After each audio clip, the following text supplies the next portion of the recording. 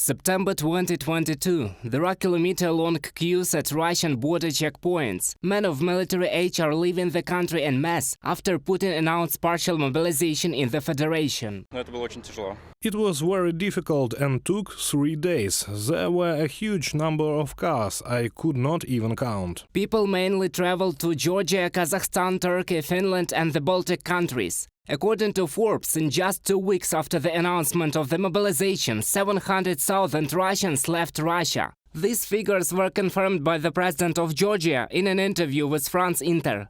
Some 700,000 Russians left for Georgia after mobilization began. About 100,000 Russians remain in Georgia. These are mainly young people and representatives of the middle class. The remaining 600,000 left for Armenia, Turkey and other European countries, Salome Zorobashvili says. Immediately after the announcement of mobilization, Alexander from St. Petersburg bought tickets for himself and his girlfriend for a flight to Turkey. He's been there for 2 months now. According to him, there are no problems with work, housing is not expensive, but when he comes home, he doesn't know. Maybe, of course, someone up there will at least have a brain turned on, look at what is happening and will be horrified by what we are doing. And that's where the change starts. If there is going to be change, I will come back, even if it is very bad. I will come to help build the new country. But only when Putin's regime is gone. I doubt it will happen soon. While we're running, Ukrainians are fleeing because we attacked them, and we are fleeing so as not to kill. Alexander, resident of St. Petersburg, in an interview with Sever Reali. Many fled without any financial cushion. The reluctance to be killed in the war in Ukraine has forced some Russians to move even to remote Asian and African countries. In total, according to unofficial data, more than 1 million people left Russia. Russian opposition leader Andrei Sidelnikov says.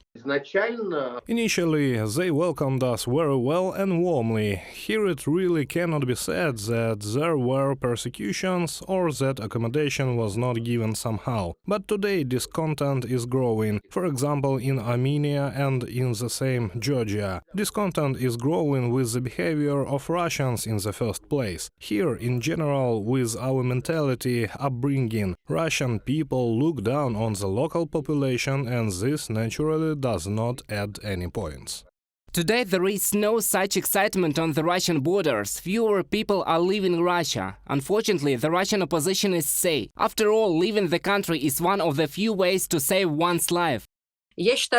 I think that people who themselves go like sheep to the slaughter on these summons could be avoided with the Darwin award. It is necessary to be a complete idiot to go voluntarily to the military registration and enlistment office or send your son or husband there. These people do not understand that this is not the defense of the motherland, but simply sending your beloved into a so-called drunken meat grinder and making him a criminal. To avoid becoming a military criminal and save your life, it is necessary to demand from the military committees to transfer to an alternative civilian service, human rights activists advise.